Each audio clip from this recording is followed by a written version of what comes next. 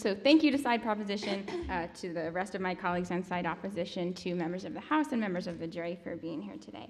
I want to get started with sort of refuting what side proposition has already told you throughout the course of the debate. So the first thing you get is this notion of like the United States in some way being sort of the child of Europe.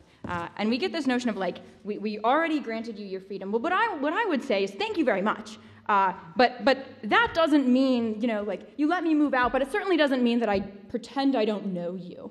We think it's certainly the case that because we have historical ties, those ties still exist today. And I think that the example of Iraq is particularly problematic for side proposition in today's debate. It's in the question of like global terrorism, it's almost as if the United States is trying to seek advice from too many parents. I think we would bring Afghanistan in this debate, and we would ask side proposition, what about that? Like when the United States went into Afghanistan, it was certainly the case that we had a lot of support from the United Kingdom, from many members of NATO. And we think that it's important that when we do try to like combat global terrorism, particularly in an age which is dominated by non-state actors, that the United States seeks, not at this time, seeks the counsel and advice of countries, a lot of countries which happen to be in Europe.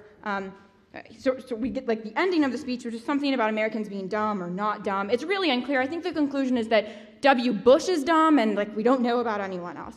Sure. Did you know that George W. Bush actually consulted the Europeans, whereas Obama does not on the question of Afghanistan?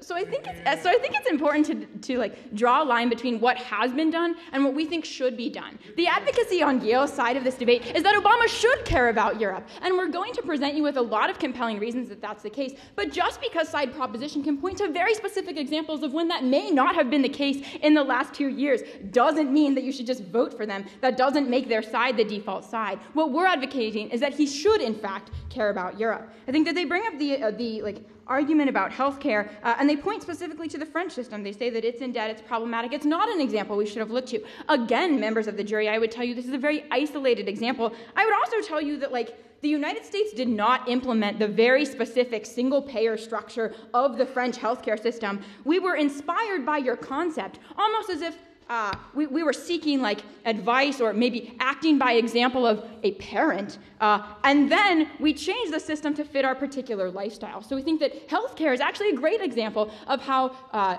countries in Europe provide a good example for how America, how Obama's administration in particular, can use Europe as some sort of example and an aid in solving our domestic woes. On the issue of the Tea Partiers, I would say they're certainly a minority. And I think Kristen does an excellent job articulating to you as to why the rise of the Tea Partiers in the United States makes it even more critical that Obama does sort of uphold ties with Europe, right? We think it's important that he needs to represent the majority of his country because, one, that's the way the United States works, and two, it's really important that he works with Europe to get things done on particular policy issues. And with that, I want to talk to you about a couple of policy issues. I think that Obama's foreign policy objectives can only be achieved through cooperation on global issues. Sure. So we've given you two perfect examples that he does not. Why is that, in your opinion? Sorry, could you clarify the question? We've given two perfect examples that Obama does not care about Europe on the international scene. Why is that, in your opinion? Maybe because, so first of all, isolated example. Second of all, maybe it's because he's incorrect. Remember that our advocacy is that he should care about Europe. I'm going to finish this speech giving you all kinds of particular reasons in which that's the case. So about Obama's foreign policy objectives, right? So the first issue, I think, is the notion of democracy, spending democracy. What democratic peace theory would tell us is that democracies are helpful in wartime and non-threatening in terms of the potential for war. So we would say it comes as no surprise then that U.S. presidents, Obama included, have cared about the spread of democracy throughout the world. This has been a central objective for decades. And in many ways, Europe is a laboratory for democracies, particularly countries that don't have a democratic history. We might look to the Muslim democracy of Turkey, formerly corrupt governments like Romania, Bulgaria, democracies with a history of ethnic conflict like the Balkans, and countries like there are members of the former Soviet Union. So we think that this is a particularly important American interest. In terms of the promotion of peace, we would point to something like nuclear disarmament. Why Why is Europe so important in this respect? Well, first, Obama needs international credibility and support for disarmament. It's certainly not an issue that can be solved by one country. Other issues that can't be solved by one country include the global financial crisis, things like global warming and global environmental sustainability. On the issue of disarmament in particular, we think it's important to note that Europe possesses the vast majority of nuclear weapons that exist outside of the United States, of which there are 13,000. About 12,500 of them are actually located in Europe.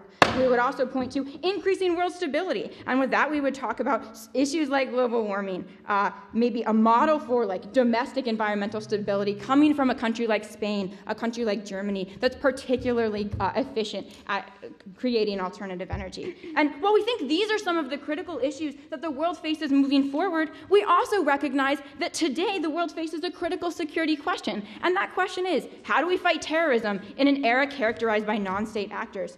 And what the opposition would tell you is that the U.S. is only credible in fighting terrorism if we're able to do so multilaterally. We think that Europe offers two things in this respect. One, political capital, maybe providing legitimacy to Afghanistan, which is a front in the global war on terror that Obama has said he wants to expand.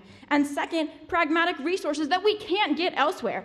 Europe has the troops, the intelligence, the weaponry, and also they approach global security from the perspective that the United States does, and that is the perspective of Western liberal democracies. So we think that strengthening the ties between the Obama administration, the EU, and many members of Europe will be beneficial on the whole.